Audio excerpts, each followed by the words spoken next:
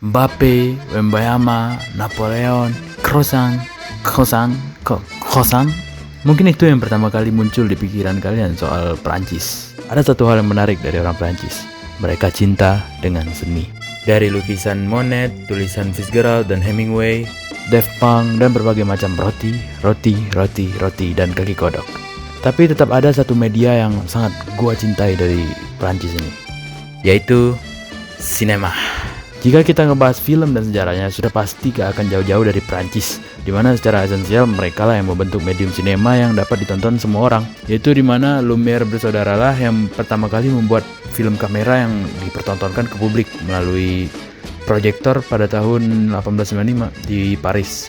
Dan itu tentu menjadi gebrakan baru di dunia hiburan pada masyarakat saat itu. Walaupun itu cuma video statik kayak rekaman kakek gua pas liburan gitu, tapi tetap saja pada zaman itu ini sinema sekali. Tapi yang lucunya, walaupun dampak yang mereka berikan pada sinema, mereka sendiri tidak melanjutkan untuk membuat film lagi, karena bagi mereka film bukanlah seni yang tahan lama dan tak punya masa depan gitu. Tapi ya salahnya mereka, film malah jadi bahan percobaan banyak orang dan terus berkembang gitu. Salah satu orang yang ikut dalam perkembangan ini yaitu adalah Georges Méliès, yaitu seorang Perancis dan seorang tukang sulap yang mengerti apa yang dapat disembahkan oleh dunia sinema ini. Dengan pengetahuan sulapnya, dia membuat lebih dari 500 film singkat yang terdiri dari berbagai genre. Salah satunya adalah A Trip to the Moon. Kalian mungkin pernah melihat muka bulan yang ikonik ini dengan roket yang nabrak matanya itu. Dan itulah magis dari sebuah sinema melalui karya Méliès. Film ini mungkin adalah film genre sci-fi pertama di sejarah, di mana Méliès sangat performatif dengan menggunakan berbagai teknik sulapnya yang dibungkus dalam medium sinema untuk membuat special effect melalui inovasinya pada kamera. Kemudian film Prancis terus berkembang, tetapi Perang Dunia I terjadi. Ekonomi macet dan bangkitnya sinema Amerika yang cukup membuat industri film Prancis tenggelam. Tapi sekitar tahun 1920-an ada gerakan seni dalam film Prancis yang memasuki era yang bernama French Impressionist Cinema, di mana sutradara film pada era ini banyak menekankan perasaan atau visi personal mereka pada filmnya, sehingga lebih minimalis dan tidak teatrikal gitu.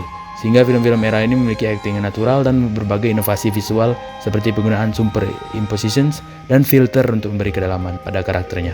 Contoh sutradara era ini yang terkenal yaitu seperti Abel Gance melalui filmnya seperti J'accuse, sebuah film romansa anti perang pertama mungkin, dengan berbagai teknik editing yang cepat serta sinematografi yang kelam menggambarkan kengerian perang. Kemudian dia juga membuat sebuah mahakarya, Napoleon. Ini film, walaupun ini film bisu, tapi menurut gue ini adalah film tergila dan kreatif yang pernah ada, karena kedalaman emosional yang dipentaskan Abel Gance dengan berbagai teknik di film ini, baik dari itu editing, tumpang tindih, atau superimpositions, dan yang terkenal yaitu rangkaian adegan triptik, yaitu penggunaan 3 layar yang diproyeksikan secara bersamaan atau sekaligus di adegan klimaksnya. Cukup dengan visual dan orkestra, itu udah ngebuat tulang belakang lu gemetar lah gitu saat menonton kisah epik perjalanan hidup Napoleon, dari dia perang salju dengan temannya hingga menjadi walking aura farmer dengan berbagai perang koalisi baik dari luar maupun dalam kekaisaran. Kemudian masuk ke era film Prancis di mana yang fokus pada struggle dari berbagai kelas sosial yang diantar dengan puitis, yaitu French Poetic Realism era, dengan direktor seperti Jean Vigo dengan filmnya El Atlante menceritakan pasangan muda baru nikah, itu keseharian-keseharian mereka lah gitu, dikemas dengan teknik-teknik puitis dan surrealis dalam editannya. Kemudian ada Jean Renoir dengan La Grande Illusion, itu film tentang dilema moral masyarakat di tengah perang dan itu bagus banget. Dan film terbaiknya itu The Rules of the Game, yaitu sebuah film kritik sosial yang punya pacing dan struktur cerita yang halus banget, dimana film ini menceritakan tentang para kelas aristokrat Prancis yang so asik, penuh dengan rokok, roti, dan kemunafikan, dimana tiap adegan dan karakter yang muncul di film ini nyatu dan natural banget gitu, kayak ngalir aja filmnya, seperti adegan karakter sampingan di background tapi tetap menjadi menu utama dalam visual adegannya yang secara pelan-pelan nunjukin betapa rapuhnya tatanan sosial elit Prancis saat itu. Kemudian Perang Dunia Kedua terjadi, Prancis menyerah, Jerman pasrah, Amerika dan Rusia makin bergairah. Industri film makin maju, terutama di Amerika yang pasarnya di mana-mana. Dan disitulah sebuah gerakan revolusi terjadi. Je trouve que c'est comme si la police m'interroge. Elle était moins belle qu'hier après-midi. Ouais, un peu. La photographie, c'est la vérité. Et le cinéma, c'est 24 fois la vérité par seconde.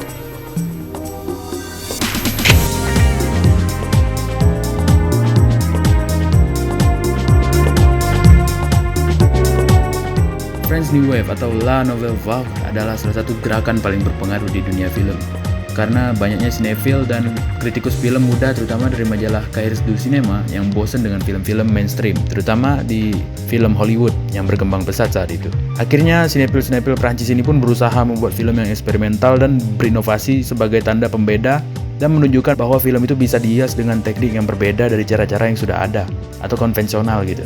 Sehingga dari gerakan inilah muncul auteur teori bahwa direkturlah autor atau segala sumber kreatif dari belakang layar dengan menggunakan kameranya seperti penulis yang menggunakan pena untuk menulis. Konsep inilah yang mengubah sinema selamanya, bahwa sebuah ide di mana direktur punya rasa atau gayanya sendiri dalam visual atau style film inilah yang mengembangkan medium film hingga sekarang, yang mengurangi campur tangan studio dan lainnya dalam produksi film.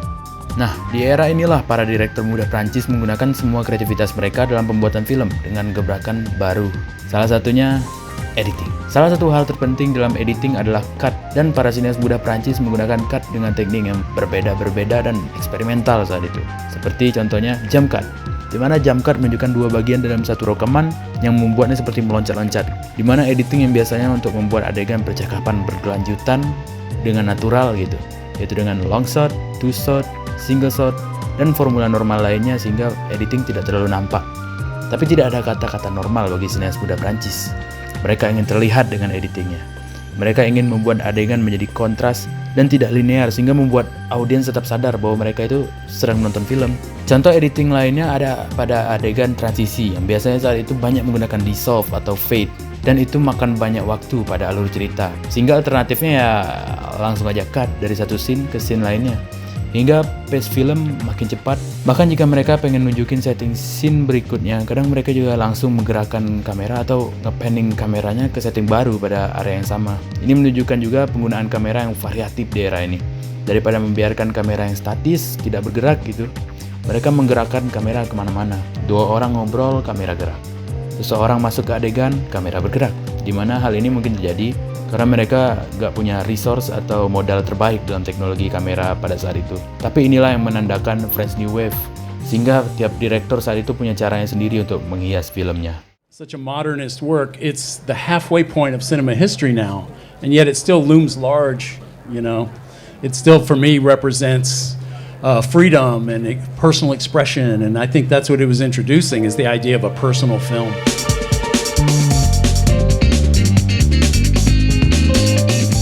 Contohnya seperti Francois Truffaut, salah satu direktur terkemuka di era ini dengan filmnya 400 Blows yang menceritakan tentang bocah laki-laki yang bandel gitu, rebel lah, baik di sekolah maupun rumah, dan orang tuanya gak berusaha mencari tahu kenapa dia sebandel itu. Yang akhirnya dia kabur dari rumah dan berbohong tentang absennya di sekolah, dan pada akhirnya dia dimasukkan ke penjara anak-anak oleh orang tuanya, dan dia kabur lagi. Film Coming of Age ini benar-benar melambangkan semangat French New Wave dengan gaya dokumenter yang unik, kemudian juga syuting di luar studio dengan cahaya yang natural, dan teknik kameranya yang cepat kemana-mana. Dan daripada close up biasa, Truffaut bermain dengan frame yang dimana banyak digunakan oleh kreatif oleh direktur era ini.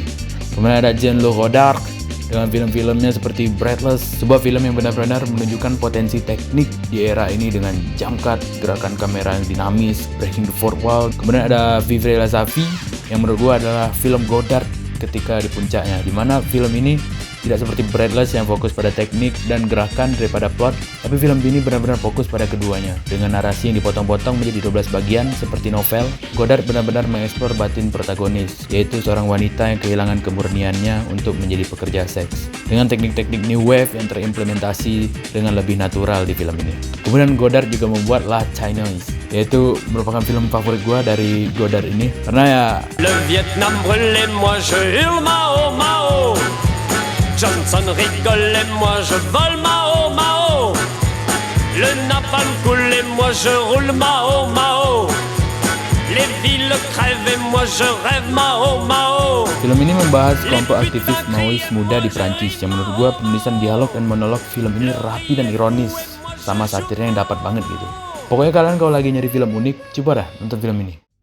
Kemudian masih banyak direktur-direktur French New Wave lainnya yang kebanyakan adalah dari majalah Cahiers du Cinéma, karena sebagian direktur lainnya di era ini adalah dari gerakan The Left Bank. Di sisi lain Sungai Seine, Paris ada kolektif direktur lainnya yang juga menggerakkan era ini, yang lebih tua dan gak segila film seperti orang-orangan Godard tadi. Walaupun film mereka juga eksperimental dalam kamera dan editing seperti direktur New Wave lainnya, filmmaker Left Bank ini lebih tertarik ke penulisan simbolik dan sastra film daripada kritik teori pada film.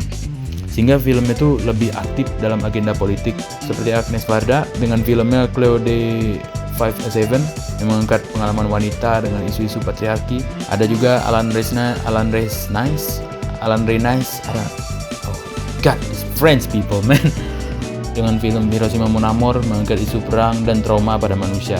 Dan juga ada Chris Marker dengan film La Jetée, sebuah mahakarya sci-fi 28 menit yang berusaha keluar dari konvensional sinema dan berhasil, yaitu diceritakan sepenuhnya dengan fotografi tetap tentang perjalanan waktu di dunia pasca nuklir dan mengeksplor bagaimana memori masa lalu menjadi foto atau arsip bagi manusia yang spiral atau tak bisa dihindari.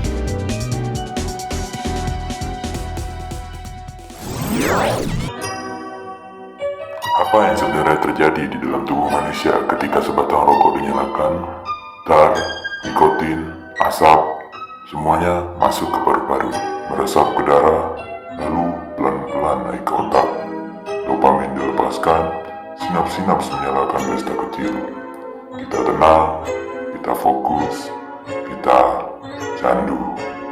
Dan kalau sudah candu, apapun bisa jadi ide. Sebatang rokok dan bahkan selai roti pun bisa melahirkan manifesto. Dari nikotin yang mengikat otak sampai karbohidrat yang menggerakkan tubuh. Revolusi. Revolusi. Revolusi.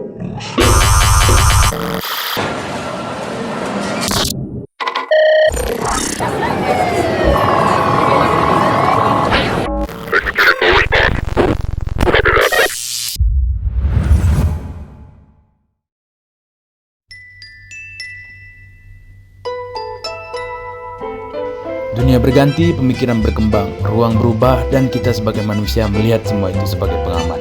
Disinilah Jacques Tati datang dengan mahakarya supernya yang mengkritik ruang yang makin lama makin sempit dan menelan manusia.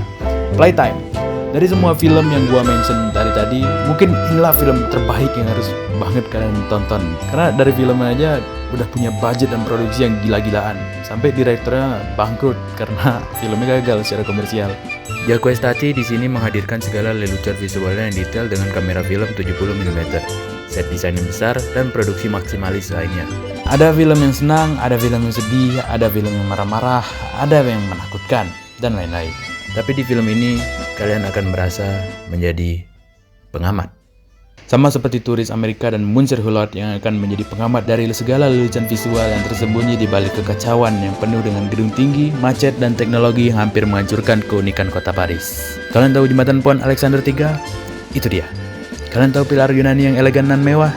Ya, sekarang itu jadi tong sampah kayaknya. Dunia modern membuat semua hal menjadi kaku, praktis, dan instan. Gedung berwarna abu-abu yang dingin dan steril, keluarga yang menonton TV padahal kita yang menonton mereka dari jendela, masyarakat dengan berbagai role-nya dari yang bengong doang, produktif banget, dan juga penjaga pintu dengan berbagai gadget Tony Stark-nya. Elevator memakan kita dan kita tak sadar dengan dunia modern yang makin memisahkan manusia. Satu adegan dengan adegan lain di dalamnya, satu karakter dengan karakter lainnya yang berinteraksi.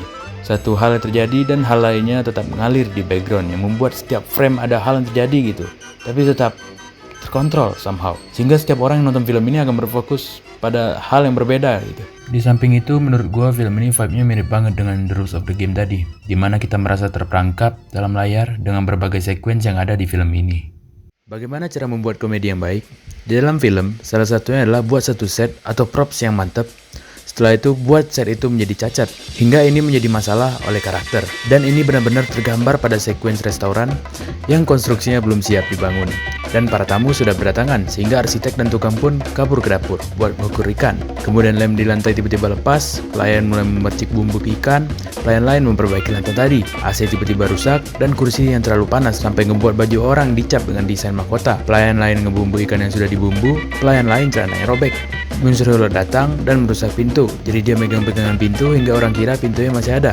kecuali orang mabuk yang langsung masuk. Musik makin intens, orang makin happy, dan atap gedung jatuh. Dan turis Amerika ini ngebuat pesta eksklusif, di mana cuma yang bercap mahkota yang boleh masuk. Semua yang menjadi spiral, pusing, joget, dan tak terkontrol. Sampai akhirnya Hulot pergi, dan pagi. Walaupun dunia kadang membingungkan, tapi itulah playtime, di mana kita tetap bisa mencari kesenangan terasik dengan berbagai komedi di dalamnya. Dan pesan inilah yang buat gua cinta banget dengan film ini.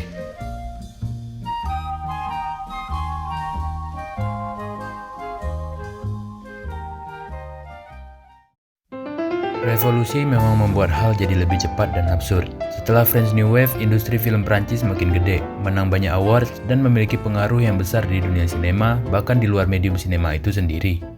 Film Prancis juga masih berkembang dari yang niche dan unik, kayak Gentleman 23 Quai du Commerce 1080 Brussels. What the fuck is name, bro?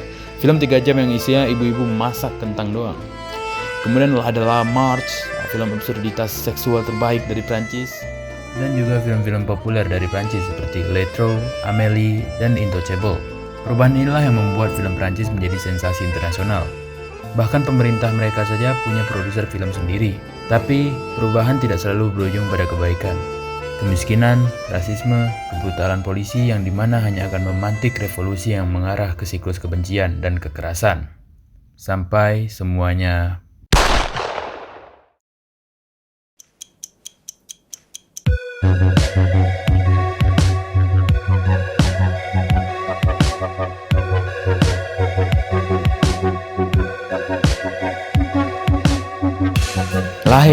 Lahain adalah film tahun 1995 tentang kehidupan 3 remaja Paris setelah kerusuhan polisi dan masyarakat. Mereka bertiga berkeliaran dari pinggiran Paris hingga pusat kota sambil menunggu kabar kawan mereka yang sedang kritis karena kerusuhan dengan polisi tadi. Dan film ini gila banget. Tema film ini bagus banget secara sosiopolitik yang bahkan masih bisa relate dengan banyaknya event dunia sekarang. Dengan karakternya yang unik juga, mereka semua dari keluarga minoritas di Paris seperti Hubert, seorang Afro-Afrika boxer yang bermimpi suatu saat meninggalkan tempatnya dan menjadi sukses. Dimana ada Vince, seorang Yahudi dan dia orang yang egois dan benci banget dengan polisi gitu. Dan Said, seorang Arab yang menjadi penengah antara pasifnya Hubert dan agresifnya Vince tadi. Dengan style film yang keren banget. Dari musik hip hop dan graffiti yang rebel, outfitnya juga statue banget lah dengan streetwear-nya, dimana film ini kerjasama langsung dengan Carhartt dan Reebok. Teknik kamera film ini juga dinamis dan ikonik dengan penggunaan kamera ultra wide saat di pinggiran kota menandakan asal dan hidup karakter, dan close up pada karakter saat di kota Paris seakan menolak kecantikan kota Paris. Sama seperti visualnya yang hitam putih melambangkan realita kehidupan kelompok minoritas Paris yang tumpang jauh dengan romansa Paris yang ada di TV. Selain itu, hal yang menarik dari film ini adalah struktur plotnya, di mana biasanya film-film seperti kata Svetan Todorov, cerita terbentuk dari sebab dan akibat dunia yang normal. Kemudian ada krisis yang menghancurkan kenormalan tadi, hingga membuat karakter utama untuk menyelesaikan masalah dan membuat dunia yang baru. Tapi Lahain tidak seperti itu. Film ini malah dimulai dari krisis dan berakhir dengan tragis yang menyebabkan krisis lain yang akan datang. Karena jika kalian udah nonton film ini, secara tidak sadar kebanyakan plot event di film ini ya gak ada. Cuma kehidupan sehari-hari 3 remaja yang gak suka polisi kesana kemari, dan emang saat mau akhir aja mau ada hal yang serius gitu dan pecah banget. Tapi itulah yang menarik di film ini. Bagaimana direkturnya Matthew Kassovitz berhasil membuat tensi dari plot-plot yang gak ada tadi. Bagaimana caranya? Yaitu dengan waktu.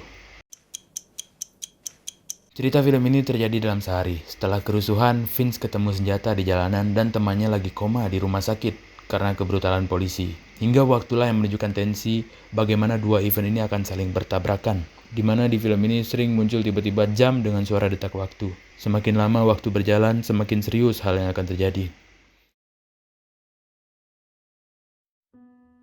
Manusia pada akhirnya akan menjadi produk dari lingkungan sekitarnya. Hidup kita akan terbentuk dari apa yang ada di sekitar kita, dan bahkan di sekitar internet. Sama seperti karakter di film ini yang dibentuk oleh budaya di sekitar mereka. Yang dimana semua plot film ini adalah untuk membangun tensi pada satu momen yang di luar kuasa kita dan ditentukan oleh faktor dari luar. Apakah kita benar-benar punya kontrol akan hidup kita, atau semuanya sia-sia dan sudah ditentukan untuk kita?